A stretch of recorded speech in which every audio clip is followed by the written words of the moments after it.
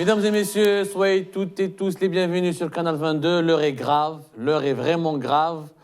Il n'est pas de nos habitudes d'organiser une émission dans l'urgence, mais là, nous avons eu vent d'une affaire qui n'est pas une simple polémique et qui pourrait lever le voile sur des pratiques dangereuses, inquiétantes, qui se sont malheureusement banalisées dans notre pays. Aujourd'hui, sur Canal 22, nous allons nous entretenir avec l'opposant Rachid Nekez, qui nous a rejoint depuis son lieu, j'allais dire, d'isolement, ou depuis son village natal. Ahlan wa sahlan, marhaba bik, Rachid, est-ce que tu m'entends? السلام عليكم خويا عبدو الزول فلاك وشكرا على هذه الاستضافة. Ça fait plaisir de vous retrouver et je sais que les souffrances de l'exil ne sont pas faciles, donc courage à vous et bravo pour votre travail. Justement, Rachid, on va parler beaucoup de souffrances aujourd'hui, mais il s'avère que les souffrances de notre exil sont un peu moindres par rapport aux souffrances que tu endures toi-même. Nous avons eu des informations avec même des audios qui démontrent que vous avez que vous avez fait l'objet en tout cas de graves menaces qui mettraient en péril votre intégrité physique. Donc des menaces qui ont été proférées, Rachid, par de surcroît, ce qui est encore vraiment étonnant et exceptionnel, par un ancien militaire, un habitué des plateaux de télévision algérienne, un expert soi-disant de la lutte contre le terrorisme, un monsieur qui est présenté par l'ensemble des appareils médiatiques proches du régime algérien comme étant un monsieur, un fin connaisseur des enjeux géopolitiques et sécuritaires du pays et de la région de l'Afrique du Nord et même du Sahel. Nous avons donc obtenu quelques enregistrements, quelques audios qui vous ont été spécialement adressés via votre page Facebook. Et je propose à nos téléspectatrices et téléspectateurs de les écouter avec nous. Je vous signale juste au passage que nous avons censuré quelques morceaux parce qu'il y a des insanités, mais vraiment des insanités d'une moralité, d'une immoralité absolue, où, comme nous tenons donc à se conformer aux exigences de la morale et de l'éthique, on n'aurait pas pu nous permettre, on n'aurait pas pu se permettre de les diffuser comme ça. C'est vraiment attentatoire à la dignité et à la déontologie, mais vous allez les écouter avec nous, comme on dit, pour que vous allez vous apercevoir que c'est la voix de ce monsieur dont nous allons décliner son identité. C'est vraiment sa voix, c'est pas des mots, c'est pas des lettres, c'est pas des messages écrits qu'on aurait pu monter ou assembler. Rien n'a été manipulé. Vous allez écouter avec moi dans un instant, c'est les vocaux. Donc c'est des vocaux qui ont été adressés à Rachid Nekez et les mots sont crus, les menaces sont directes. Écoutez plutôt avec moi et nous allons revenir vers le débat ensuite avec Rachid Nekez pour comprendre les tenants et les aboutissants de cette situation totalement extravagante. Rachid Nekez, bonjour, je te demande une dernière fois, tu restes tranquille. Reste tranquille, tu es un agent des services secrets français. C'est toi la liaison de Amir DZ au service de sécurité. Reste tranquille, sinon je vais publier tout ce qui est sur toi. Reste tranquille, laisse l'Algérie dans. Voilà, c'était le premier message, donc le premier vocal qui a été adressé par Ali Zawi. Vous avez vu à l'image, c'est son profil Facebook. Ali Zawi, mesdames et messieurs, est un expert des services de sécurité. Il est un ancien militaire, donc un ancien officier de l'institution militaire algérienne, donc qui prétend être un expert de la lutte antiterroriste, qui est l'invité choyé, privilégié de plusieurs plateaux de télévision algérienne et qui parle ouvertement à M. Rachid Nekez et qui utilise des mots crus, des insanités et des mots d'un vocabulaire digne de la pure délinquance. On n'a pas pu donc vous mettre le message dans son intégralité, mais c'est sa voix. Le monsieur Ali Zawi qui va, j'espère qu'il pourra nous voir, aura l'occasion, s'il le veut, de le contester. Mais c'est sa voix directe. Alors, je vous propose d'écouter le deuxième vocal. Le deuxième vocal. Tu es un homme pour sûr, tu es un agent des services de Bernard-Henri Lévy. Il n'y en a pas 11 000 Algériens en Ukraine. Il y a à peu près 600 Algériens entre étudiants et entre ceux qui ont de nationalité ukrainienne. Donc tu restes tranquille, arrête de te faire quelque chose. Tu n'es rien, tu es un emmerdeur et un traître à la nation. Reste tranquille.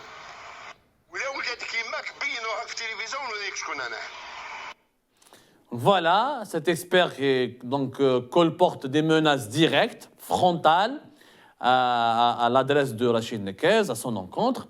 Donc vous aurez remarqué que cet expert de la lutte antiterroriste parle d'Ukraine, un pays qui n'existe pas encore au sein de l'ONU, parce que le pays qui existe s'appelle l'Ukraine. Nous n'avons pas eu connaissance d'un pays qui s'appelle l'Ukraine. Il diffuse aussi des fake news. Lui, il parle d'une communauté de 600 Algériennes et Algériens, alors que la communauté algérienne en Ukraine, elle est plus exactement de 6000. Ce chiffre, d'ailleurs, a été confirmé par la diplomatie algérienne. Il y a eu une opération de rapatriement et d'évacuation. Donc voilà, regardez le niveau des experts des télévisions algériennes, le niveau de ces pseudo-officiers qui n'honorent pas l'institution militaire. Moi, je ne crois pas que l'institution...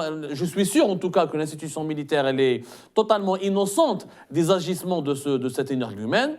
Rachid Nekez, tu es avec moi? Est-ce que tu m'écoutes?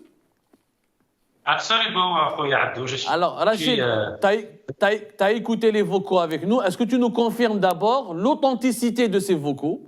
Ils ont bel et bien été envoyés à ta page officielle.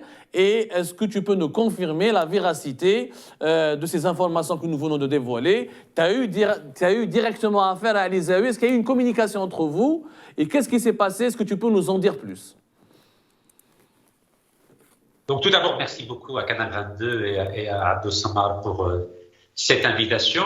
Donc oui, je vous confirme à 100% que ces mémos vocaux sont bien de Alizaoui et ils ont été envoyés ce matin sur ma page officielle, donc Nekaz 2019 sur Facebook, et c'est la première fois que Alizaoui m'envoie ou bien des messages vocaux, donc non seulement insultants, mais ce sont carrément des menaces de mort. Donc il insulte ma mère qui est décédée il y a 5 ans, Rabbi Yarhamha. Et surtout, il me dit de cesser de publier des textes sur la page Facebook et surtout encore, il me dit d'arrêter de publier des lives et, sans le préciser, contre la négligence, contre l'incompétence et contre les fautes morales du ministre des Affaires étrangères et ministre de la Communauté nationale à l'étranger, Monsieur Ramamra. Donc ce qui me laisse à penser, je dis bien ce qui me laisse à penser, surtout depuis le live d'hier soir, où Monsieur Ramamra, comme vous avez pu le constater, a fait une visite officielle en Jordanie, donc pays qui entretient des relations diplomatiques et économiques avec Israël depuis octobre 1994, et nous savons que M. Lamamra a justifié la rupture des relations diplomatiques avec le Maroc au motif que le Maroc avait décidé d'établir des relations diplomatiques avec Israël. Donc cette vidéo a fait beaucoup de mal au ministère des Affaires étrangères de Lamamra, et j'ai pu remarquer hier qu'il y avait 3000 mouches électroniques sur ma page Facebook lorsque j'ai fait le live. Donc j'ai l'impression, et bien sûr je n'ai pas les preuves, c'est pour ça que je vous parle au conditionnel, c'est Abdou Samar, c'est que M. Lamamra est en panique et que non seulement il a envoyé ses mouches, il aurait envoyé ses mouches électroniques vraiment m'insulter et insulter mes parents sur la page Facebook, mais il aurait aussi mandaté Monsieur Alizaoui pour m'insulter comme les mouches électroniques et pour me mener. Tout ça est au conditionnel. En tout cas, je vois, c'est la même patte. Je tiens à rajouter aussi à votre information et pour nos téléspectateurs et nos téléspectatrices qu'il y a 3 jours, la police de ma wilaya est venue à la maison et a demandé, avec un ton catégorique, à mon frère de me faire passer le message de stopper les lives que je réalise à partir de mon village. Donc c'est un ordre qui est venu du chef de sûreté de la wilaya de Chlef, donc nous demandant très clairement et catégoriquement d'arrêter les lives. Ce à quoi j'ai répondu que je n'arrêterai plus jamais les lives pour dénoncer la négligence, l'incompétence et la faute morale de M. Lamamra qui a menti à 45 millions d'Algériens en affirmant, au travers de 3 communiqués de presse qu'il avait mis en place, un numéro vert à destination des 10 000 familles algériennes ici en Algérie pour s'enquérir de la situation des étudiantes et des étudiants piégés sous les bombes russes en Ukraine. Donc oui, je confirme que c'est bien M. Alizaoui qui m'a menacé au travers de plusieurs messages vocaux en me disant que si je continuais à écrire sur ma page Facebook ou à publier des vidéos contre M. Lamamra, je risquais de le payer.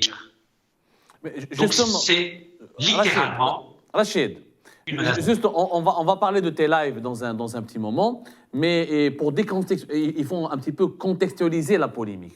D'abord, je pense, nous avons d'ailleurs des images qui prouvent qu'il y a eu déjà de grosses polémiques entre toi et Alizaoui depuis bien avant le Hirak. Il y a eu même une émission de télévision à laquelle tu as participé, il y a eu même un débat qui était houleux, qui a failli dégénérer. Et on a l'impression que Alizaoui s'adresse à toi directement sur un ton familier. Comme s'il y avait déjà des rapports ou là, des échanges assez personnels entre vous. Est-ce que ce monsieur, tu l'as connu? Est-ce que tu as déjà échangé avec lui ces derniers temps? Est-ce qu'il y a eu déjà une animosité personnelle entre vous deux ou c'est juste réellement, comme tu dis, un tir télécommandé pour te faire taire? Est-ce qu'il n'y a pas réellement une animosité, je veux dire, personnelle, qui a à la fin dégénéré? Je vais vous répondre très simplement.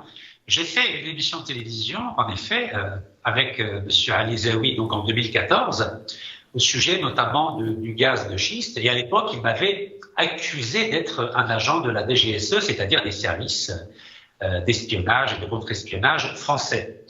Je lui avais répondu à l'époque que s'il avait des preuves que j'étais un agent de la France, il suffisait qu'il étale ces preuves à la télévision, à la radio ou dans les journaux. Et donc ça, c'était il y a 8 ans. Mais depuis 8 ans, force est de constater que M. Alizaoui n'a jamais pu apporter la moindre preuve d'une éventuelle collaboration entre Rachid Nekaz et les services français, ou les services américains, ou les services israéliens, ou les services du Botswana, ou les services du Mozambique. Donc tout cela, ce sont des accusations infondées. Et d'ailleurs, vous pourrez constater que vous ne m'avez jamais vu avec un officiel français.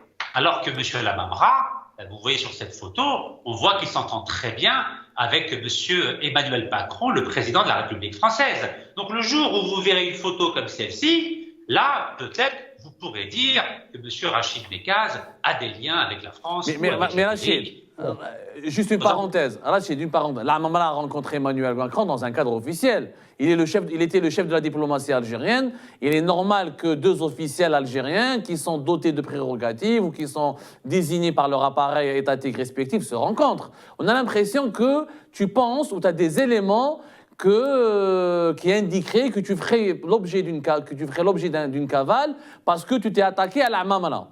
Est-ce que tu veux nous faire croire ça ou tu as des éléments ou c'est un pressenti, ou un ressenti plutôt?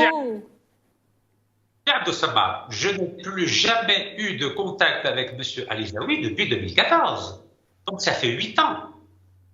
Vous savez, j'ai eu des émissions de télévision avec vous, par exemple. Vous ne s'entendez pas très bien, mais il n'y a jamais eu d'animosité ou des insultes entre nous.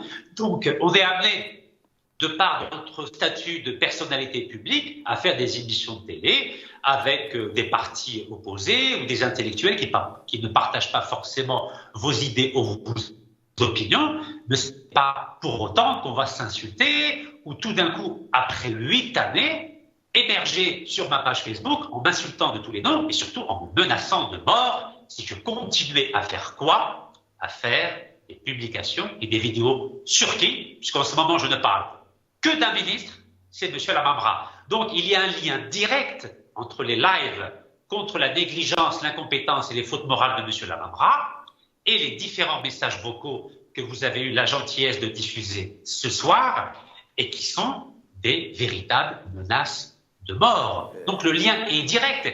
Je vous ai fait part du message qui a été porté par les agents de police de ma commune et qui vient du chef de sûreté de Wilaya de Schleff qui me demande très clairement de cesser de faire des lives de la même façon que M. Zawi m'a demandé, plutôt m'a menacé de mort si je ne cessais pas de faire des lives. Des lives contre qui? Contre M. Lamamra. Donc le lien est direct. Et je vais vous donner un exemple qui va éclairer très certainement nos téléspectateurs et téléspectatrices. J'ai fait un live le 4 mars, c'est-à-dire il y a 3 jours, pour honorer la mémoire de Sil Arbi Ben Mehdi, Rabbi Yarhamou. Vous savez qu'il n'y a eu aucun message d'insulte ou de menace des bouches électroniques. Aucun, je dis bien aucun.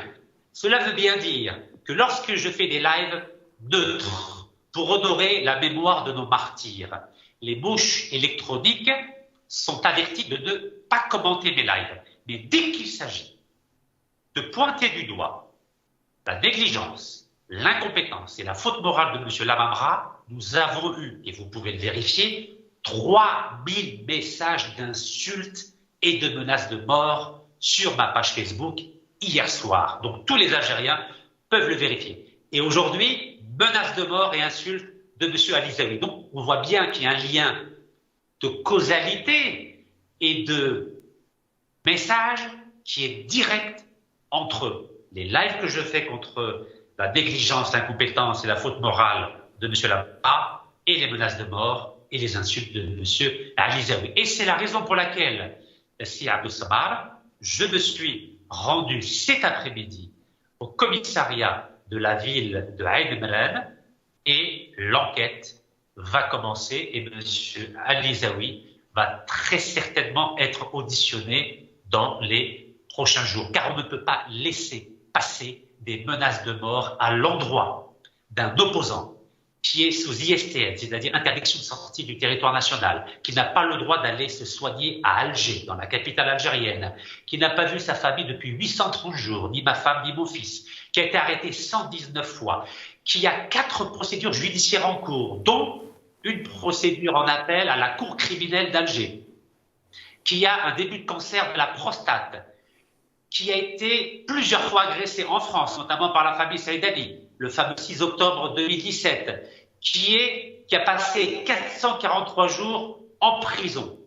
Sachez une chose, malgré ma situation extrêmement délicate, je ne m'arrêterai ni de parler, ni d'écrire, aussi bien sur ma page Facebook qu'un livre qui va sortir bientôt et qui s'appelle « Mon combat contre la dictature algérienne » aux éditions Max Milo. Il va sortir dans 2 jours.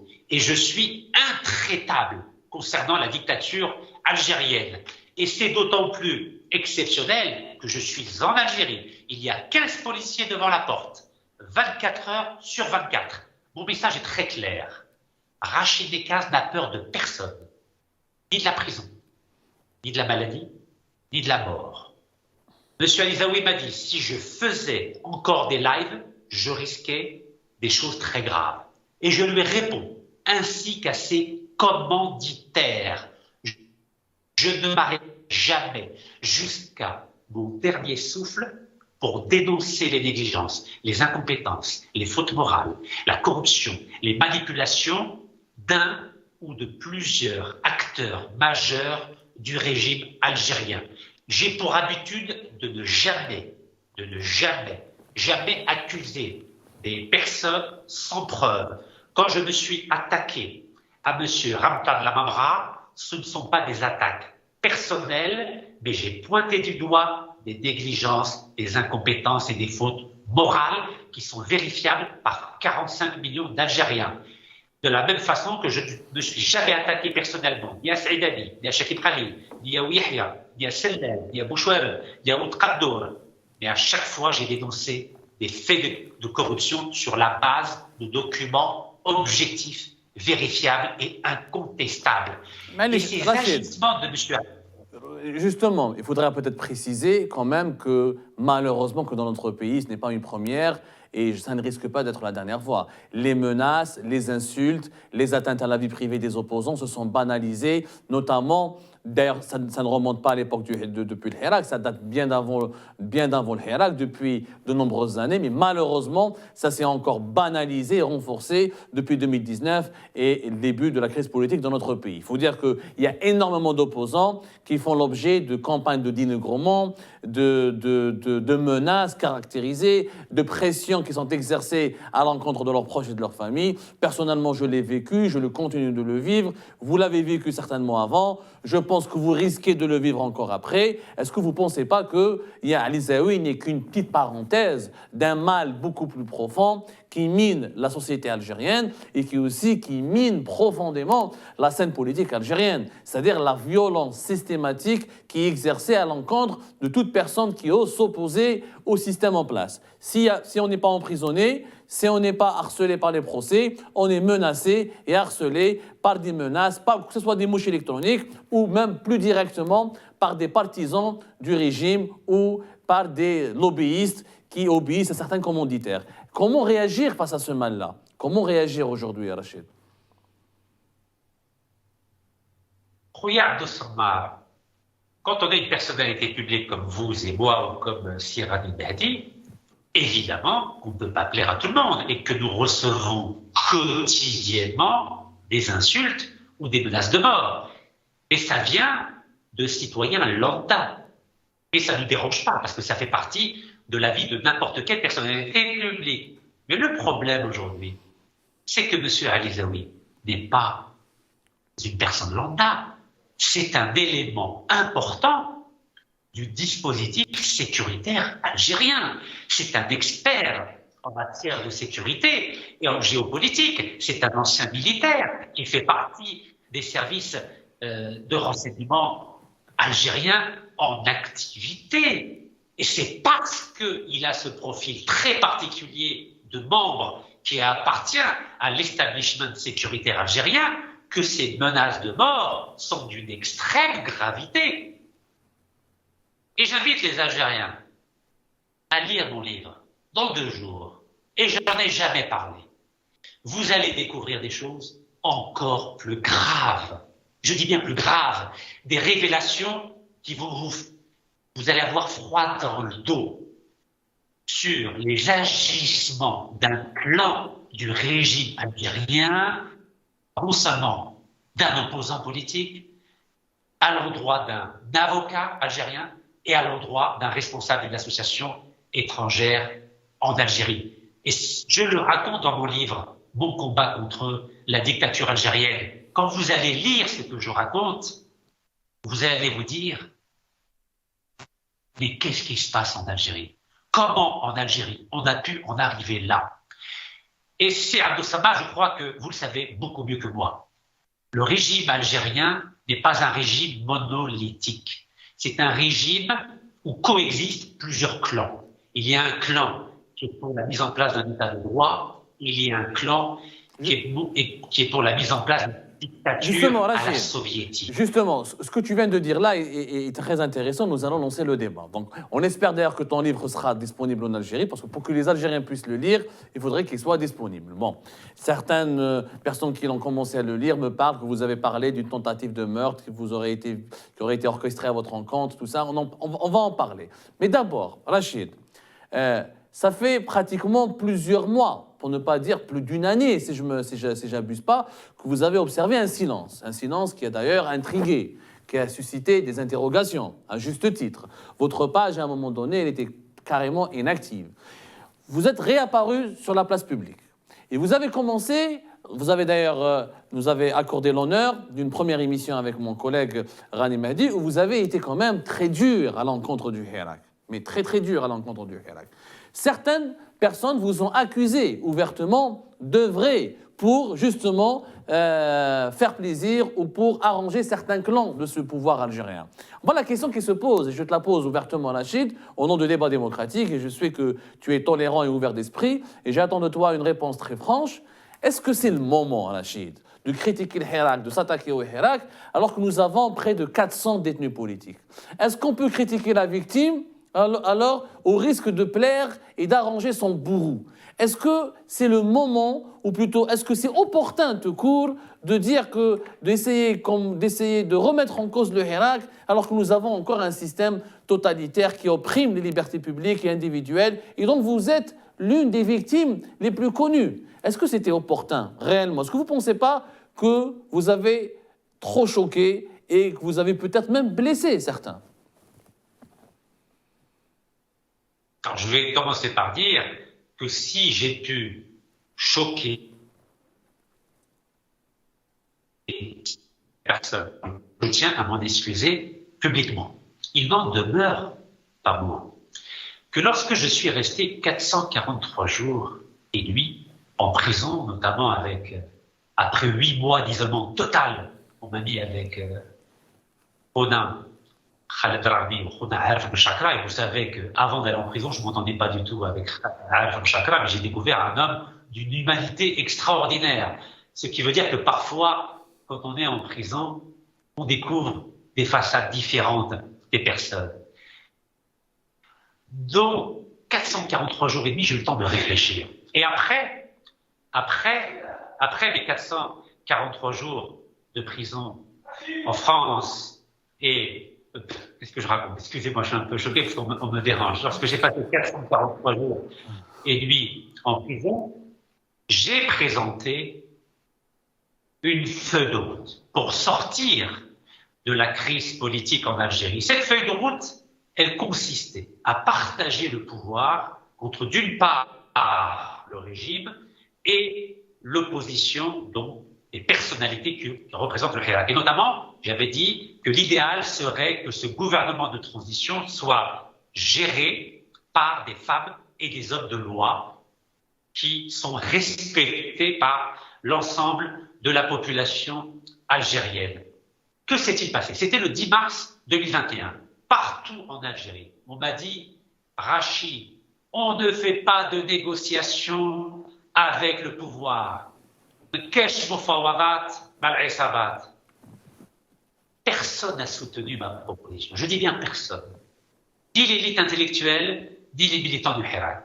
Et là, j'ai compris que c'était foutu. Et à l'époque, souvenez-vous-en, il n'y avait que 26 détenus d'opinion dans les prisons algériennes, car le président nous avait accordé une libération provisoire pour 39 personnes en date du 19 février 2021. Donc il ne restait que 26 détenus d'opinion.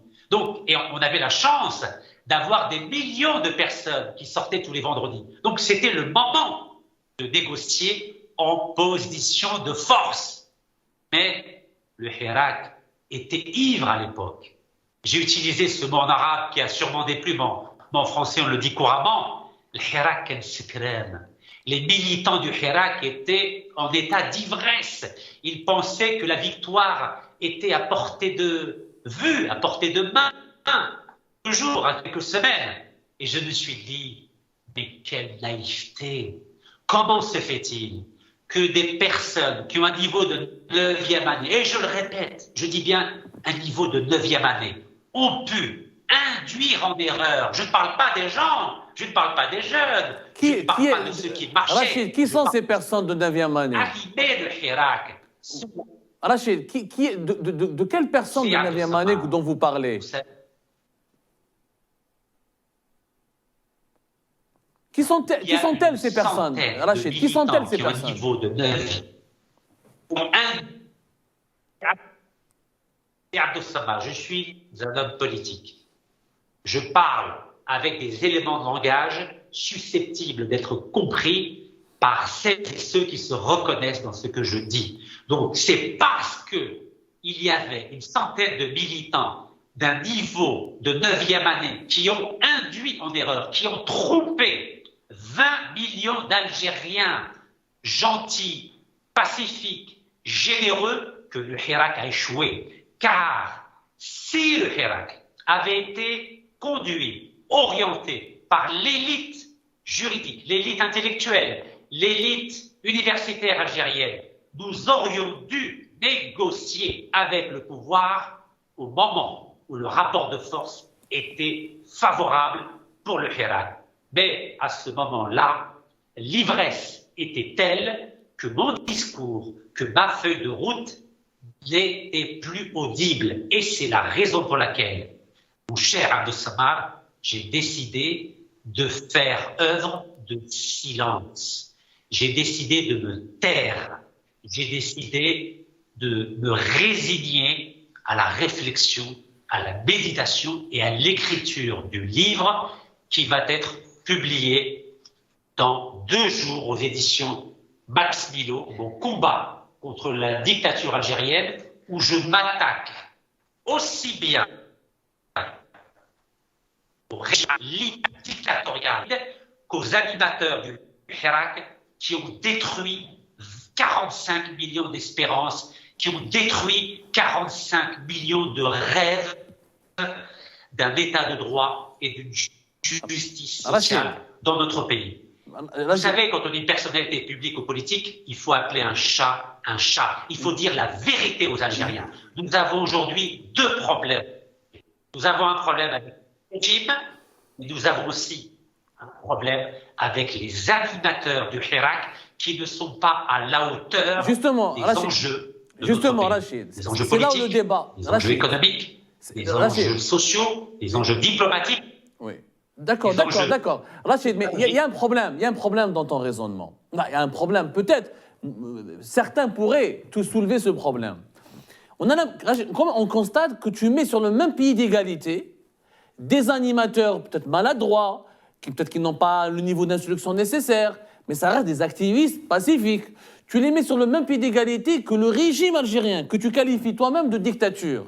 Est-ce que ce n'est pas une maladresse en soi de mettre sur le même pied d'égalité des activistes qui, qu'on le veuille ou non, n'ont jamais eu accès au centre de décision, donc qui n'ont pas eu d'impact sur le quotidien ou le destin des Algériennes, que le régime algérien? Ensuite, tu emploies le mot « tuer ». Le mot que tu emploies est vraiment dur, Rachid. Tu dis qu'ils ont tué l'espoir. Ça veut dire que le premier responsable de la désillusion ne serait pas le régime qui a décidé d'une certaine feuille de route pour la transition qui a suivi le post-Hirak. Ce seraient donc les activistes qui auraient été ou qui seraient, selon toi, les premiers responsables de la catastrophe actuelle, parce que le pays vit en ce moment une période très sinistre. Merci. Le 19 février 2021, nous sortons de prison. Il ne reste que 26 détenus d'opinion. Aujourd'hui, nous avons 331 détenus d'opinion. La faute. La première responsabilité, et je le dis publiquement devant vous, elle incombe à ces 100 militants du Hirak qui ont refusé de négocier avec le pouvoir lorsque j'ai proposé ma feuille de route avec l'idée d'un partage du pouvoir entre le président Tebboune qui resterait jusqu'en 2024 et un gouvernement de transition qui serait animé par des femmes et des hommes de loi. Regardez le résultat. Nous avons plus de 300 militants aujourd'hui en plus dans les prisons. Et vous savez pourquoi aussi? Lorsque j'ai proposé d'utiliser l'article 52 de la nouvelle condition, qui dit la chose suivante: tout groupe de personnes peut organiser une manifestation ou une réunion publique en ne faisant que déclarer cette manifestation. C'est-à-dire qu'on n'a plus besoin d'obtenir l'autorisation. Qu'ont répondu les militants du Hirak? Les militants du Hirak ont dit: nous ne respectons pas la Constitution et donc nous n'allons pas déclarer des manifestations. C'est de la pure folie. J'ai pris mes responsabilités avec 3 avocats courageux que je vais nommer: Oustad Tarek Maktoum, Oustad Abdelkader Chouhra et Oustad Yassine Khalifi. Ils ont pris la responsabilité de déclarer 58 manifestations pendant 12 jours, du 1er juin au 12 juin, dans tout le pays. Figurez-vous qu'aucun militant, aucun citoyen algérien n'a été arrêté entre le 1er juin et le 12 juin grâce aux 58 déclarations de manifestations à travers tout le pays. Malheureusement, et je vous le redis, les militants du Hirak ont refusé ensuite de déclarer les manifestations et c'est la raison pour laquelle nous avons aujourd'hui 331 personnes dans les différentes prisons algériennes. Donc la première responsabilité, elle incombe aux militants du Hirak. S'ils avaient déclaré les manifestations, il n'y aurait aucun détenu politique aujourd'hui en Algérie. Mais les militants qui ont un niveau de 9e année, bien sûr, savent ce qu'est une constitution, savent ce qu'est l'article 52 de la Constitution, savent ce qu'est un rapport de force, savent ce que sont les précédents historiques en Europe de l'Est, en Europe du Sud, en Asie, en Amérique latine ou en Afrique. Vous savez, les transitions démocratiques, ce n'est pas des gens avec un niveau de 9e année qui les pilotent. Ce sont des hommes et des femmes de loi. Et je vous donnerai quelques exemples. En Afrique du Sud, Mandela et de Klerk qui ont permis de sortir de la en Inde, Gandhi, l'Indien et au Pakistan, Jinnah, quelle était leur formation? Des avocats. En Argentine, Raúl Alfonsín, quelle était sa formation pour sortir de la dictature militaire? C'est un avocat. En Espagne, pour sortir de la dictature militaire de Franco, qui l'a géré? Felipe González, c'est un avocat. Et pareil, dans les cas où il y a eu des transitions en Europe de l'Est, c'était des intellectuels. Václav Havel en Tchécoslovaquie, en Pologne, il y avait le grand militant Lech Walesa, mais son premier ministre, c'était qui? Un avocat, un juriste. Parfait, Rachid. Les accords d'Évian, qui les a? Rachid. Les avocats. Rachid, très bien ce que tu... Rachid. Pour les... Oui, Non, ce que tu dis, on adhère, et c'est d'une pertinence absolue. Mais le Hirak aussi, il y avait une élite. Fodil Boumela, c'était un écrivain, un intellectuel respectable. Il y avait des avocats qui Bouchechi, Madame Assoul. Est-ce que le pouvoir algérien voulait négocier, Rachid? Est-ce qu'il a montré des prédispositions pour négocier? Dans une négociation, il faut qu'il y ait deux parties. On ne négocie pas avec soi-même, sinon ça devient un monologue. Est-ce que le pouvoir avait des prédispositions ou la volonté même de négocier? Quand un pouvoir veut négocier, est-ce qu'il réprime aussi massivement? Est-ce qu'il utilise la violence policière? Vous-même, par exemple, est-ce qu'on a voulu négocier avec vous? Si on avait voulu négocier avec Rachid Nekez, pourquoi le mettre sous ISTN, 4 procès, lui envoyer la police pour l'empêcher de s'exprimer? Mais vous êtes vous-même. Je vais utiliser le tu, Rachid, désolé, hein, parce qu'on est des Algériens, on ne s'appelle pas François ni Françoise. Le tu comme ça, pour que ça soit une véritable discussion franche, pour que nos compatriotes puissent comprendre les enjeux et la gravité de la situation. Le pouvoir auquel toi-même, le pouvoir pour lequel, ou le pouvoir avec lequel tu appelles à négocier, il est lui-même celui qui veut t'empêcher de faire un live sur Facebook. Est-ce que c'est pas contradictoire? Pour négocier avec une partie, il faudrait que cette partie accepte ou montre des prédispositions. Regarde Ousmane, c'est la règle de la négociation. Il faut toujours négocier en position de force. C'est quand il y a des millions de citoyens algériens à travers le pays et à l'étranger qu'on peut négocier en position de force. Mais qu'ont décidé les 100 militants du Hirak? Ils ont dit ça veut dire quoi? Ça veut dire que le Hirak, c'est lui-même qui a dit on ne négocie pas le pouvoir.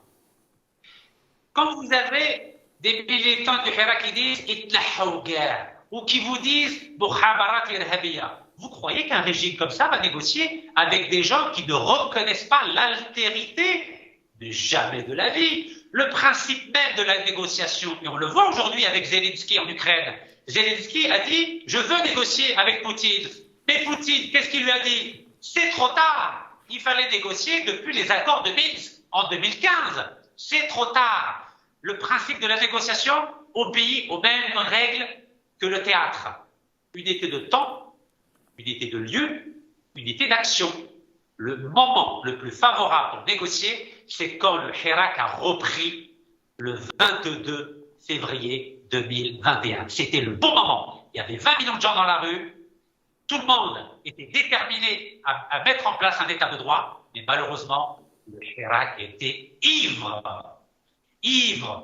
de toute puissance. Vous savez, la toute puissance du philosophe allemand Nietzsche. Vous savez, la toute puissance, c'est très très compliqué à gérer. Et quand vous avez des gens, des personnes qui ont un niveau de 9e année, vous croyez qu'ils sont capables de comprendre les moments historiques pour négocier? Non. C'est Nelson Mandela, l'avocat qui a négocié avec l'avocat de Klerk en Afrique du Sud. C'est Gandhi, l'avocat Gandhi qui a négocié avec la puissance britannique. C'est pas des gens qui avaient un niveau de 9e année et qui sont capables de mesurer l'importance d'un moment historique. Souvenez-vous, lorsque j'avais lancé un appel pour aller vers Al-Mouradia le 22 mars 2019, vous en souvenez? J'avais lancé un appel à tous les Algériens pour dire « Nous sommes 20 millions dans la rue, orientons-nous vers Al-Mouradia, les lieux de pouvoir ». Lénine ne marchait pas dans la rue. Lénine est parti directement au palais du Tsar. C'est comme ça qu'on fait une révolution. Qu'ont dit les militants du Hirak? Non, n'écoutez pas Rachid. Rachid est fou. Rachid veut votre mort. Entre-temps, vous savez, il y a combien d'Algériens qui sont morts en Méditerranée? 6 000 Algériens sont morts en Méditerranée. Entre-temps, combien de gens ont été dans les prisons algériennes? Plus de 1000 Algériens ont été dans les prisons algériennes. Vous savez, la politique, c'est une science et c'est un art. Tout le monde ne peut pas s'improviser homme politique. Tout le monde ne peut pas s'improviser homme de négociation. Il faut laisser la politique aux professionnels de la politique, ceux qui ont seulement la connaissance, la compétence, mais aussi l'expérience et la sagesse. Moi, Rachid Ekaz, je ne représente rien. Vous entendez, Serge Sabah? Je ne représente rien depuis le moment où la majorité du peuple algérien, et notamment les fameux militants du Hirak, ont dit que Rachid Ekaz nous amenait un mécanicien. Mais mes chers compatriotes, allez ouvrir un livre d'histoire et vous le découvrirez dans mon livre. Qu'est-ce que je raconte dans mon livre? Vous connaissez Alphonse de Lamartine, le grand écrivain Alphonse de Lamartine. Lorsqu'il y a eu les révolutions, la révolution de février 1848, vous entendez? Février 1848. Alphonse de Lamartine, un des plus grands poètes et écrivains français du 19e siècle, qu'a-t-il fait? Il a mis en place un gouvernement provisoire avec 5 leaders. Et parmi les 5, qui y avait-il? Il y avait un mécanicien, il s'appelait Albert le mécanicien. Personne n'a dit au grand Alphonse de Lamartine, mais que faites-vous là, mon cher Alphonse de Lamartine? Vous l'aristocrate, vous l'intellectuel, comment se fait-il que vous nous mettiez un mécanicien? Mais Alphonse de Lamartine était intelligent. Alphonse de Lamartine avait le sens de l'histoire, avait le sens du moment historique. Oui, je suis un homme de culture, j'ai étudié à la Sorbonne l'histoire, la philosophie, et je sais ce que je fais au moment où les choses se présentent. Regardez ce qui s'est passé au Zaïre, Moïse Katumbi, en 2018, on l'a empêché d'être candidat. Regardez ce qui s'est passé en Russie, on a empêché Navalny d'être candidat en 2018. Regardez ce qui se passe dans énormément de pays africains, on empêche les gens d'être candidats. Et Rachid Ekaz est un homme de culture, est un homme qui a étudié, qui a scruté l'histoire. Rachid, justement, Rachid, justement... Le candidat mécanicien, il n'y a pas d'autre choix. Mais Rachid, quand vous vous adressez à des incultes, je comprends ta fougue. Rachid, je comprends ta fougue. Elle est honorable, mais personne n'a remis en cause ton niveau intellectuel ou ton intégrité. Il y a eu des adversaires à ta personne qui ont critiqué ta démarche, qui ont critiqué tes mesures ou tes propositions, ou qui sont en désaccord avec toi. Mais ce n'est pas le Hirak qui emprisonne, Rachid. Moi, je veux savoir à la fin, parce qu'il nous reste, malheureusement, la discussion avec toi est passionnante, mais j'espère qu'on va te retrouver dans d'autres émissions avec d'autres interlocuteurs et d'autres détracteurs. Rachid, aujourd'hui, là où tu es en ce moment, est-ce que ce ne sont pas les activistes du Hirak qui t'ont mis pratiquement en surveillance, qui t'ont assigné un résident surveillé? Ce n'est pas le Hirak. On parle de politiciens. Fethi Gharras, je ne sais pas ce que tu penses de lui, mais c'est un homme politique, un intellectuel autant que toi. Il est en prison. Il est en prison. Le pouvoir n'a pas voulu négocier avec lui. On l'oublie, Rachid, mais il y a eu des tentatives de proposer une feuille de route. Les partis de l'Alliance démocratique, le PAD, avec le RCD, avec une partie du FFS, le MDS, une aile de la Ligue algérienne de défense des droits de l'homme. Il y a eu des initiatives politiques. C'est le pouvoir qui les a refusées. Maintenant, Rachid, en guise de conclusion, que proposes-tu maintenant? C'est bon, le Hirak a échoué, ok, il y a eu des militants amateurs et des gens qui n'étaient pas expérimentés, ok, on le comprend, c'est bien de se remettre en cause, mais maintenant, on doit faire quoi? Qu'est-ce qu'on peut faire alors que le monde est au bord pratiquement d'une troisième guerre mondiale? On a connu la Covid-19, une crise financière et économique intense. Qu'est-ce qu'il faut faire maintenant, Rachid, pour sortir le pays de l'impasse et aller vers d'autres horizons? Qu'est-ce qu'il faut faire? Je vais répondre à votre question en 3 temps. Première chose, le livre que je publie, c'est pas mon combat contre le Hirak, c'est mon combat contre la dictature algérienne. Donc je m'attaque directement, à partir de mon droit, à cette dictature multiforme du régime algérien. Donc je suis très clair là-dessus. Mais le fait de s'attaquer au régime algérien ne doit pas m'interdire d'avoir une analyse critique par rapport au Hirak. Si on avait négocié en position de force en février et mars 2021, il n'y aurait personne aujourd'hui en prison. Je dis bien personne. Ni Fethi Arres, ni Tajadid, ni aucun des 331 détenus politiques en Algérie. Et ça, c'est un fait politique. La première responsabilité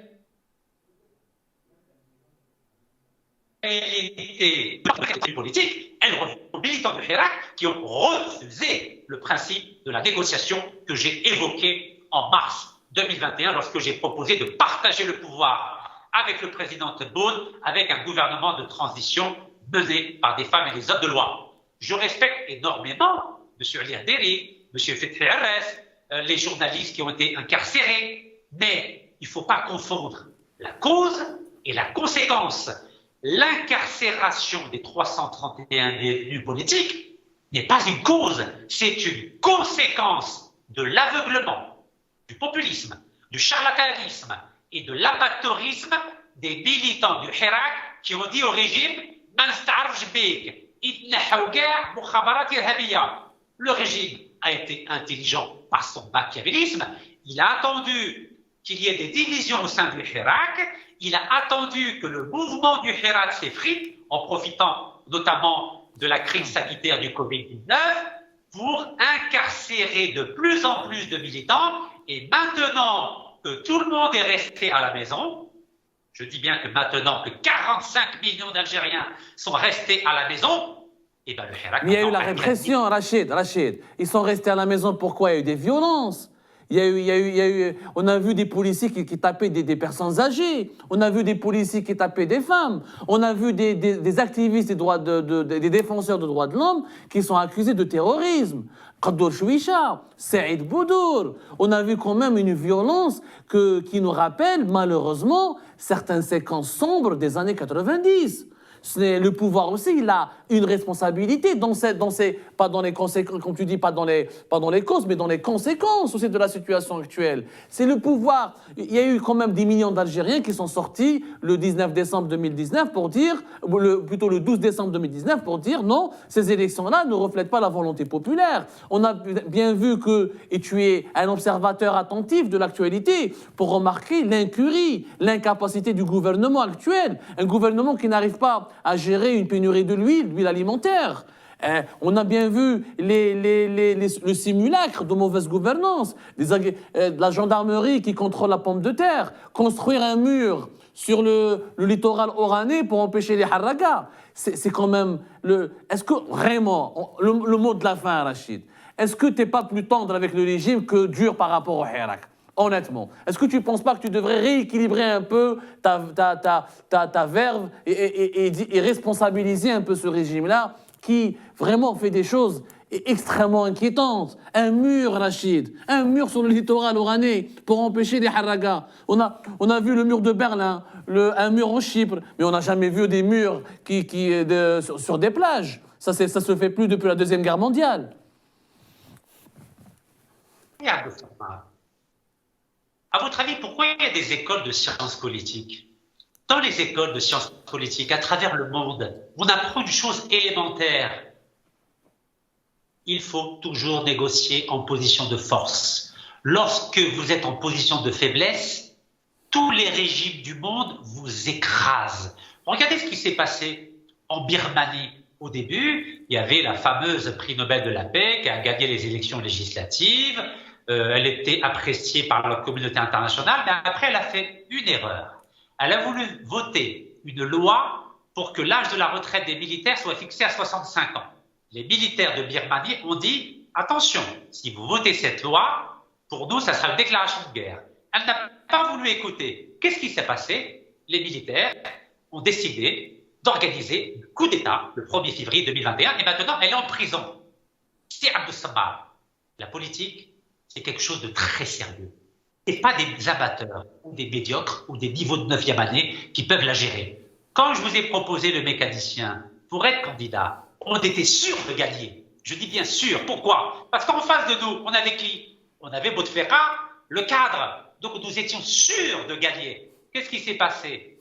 Vous m'avez tous critiqué. 45 millions d'Algériens qui n'ont aucune culture politique m'ont tous critiqué. Regardez le résultat. 3 ans après, 331 personnes en prison. Il y a des gens qui se font tabasser, des jeunes, des vieux, des femmes. Rachid, tout se paye. Rachid, Le jour où dans ce pays, on fera confiance à des hommes et des femmes qui ont une culture intellectuelle, une culture juridique, une culture historique, une culture philosophique, ce jour-là, ça changera. Je vais vous dire très clairement les choses. Tout pouvoir veut rester en poste tant qu'il n'y a pas une force d'opposition organisée, structurée, avec un leadership collégial. Le pouvoir algérien restera en l'état. Donc la solution que je propose, c'est de préparer, ça sera ma proposition. Au lieu de regarder vers le passé, vers 2019, je vous propose de regarder droit devant, cap sur 2024, et de nous inspirer de la stratégie politique électorale du fils qui a gagné les élections municipales dans les APC en 1990 et qui a gagné les élections législatives en 1991. Pourquoi? Parce qu'il n'a pas demandé aux gens de sortir dans la rue. Le fils a demandé aux citoyens algériens d'aller voter le jour du vote et ils ont contrôlé tous les bureaux de vote et il n'y a pas eu de tricherie. Je propose que pour 2024, au lieu de marcher dans la rue dans le vide, Rachid, on aille tous au vote et qu'on choisisse ensemble un candidat de rassemblement. Moi, je ne serai pas candidat parce que mon casier judiciaire est noir. Je continue à faire de la politique, je continue à parler, je continue à écrire algérienne. Merci beaucoup Rachid. Donc on termine sur cette proposition de solution qui appelle à un autre débat dans les prochains jours. J'espère que nous allons pouvoir le tenir avec vous et avec vos détracteurs, avec vos admirateurs ou vos ennemis. Canal 22, c'est la chaîne de tous les Algériens et de toutes les Algériennes. Toutes les voix démocratiques pourront s'exprimer. Atekom Sahab, merci de nous avoir suivis. Merci à Rachid Nekes d'avoir répondu franchement et directement à nos questions. Merci d'avoir accepté le débat avec nous. Quant à vous, chers téléspectatrices et téléspectateurs, on vous donne rendez-vous dans les prochaines heures. Soyez toujours fidèles à Canal 22. Atekom Sahab.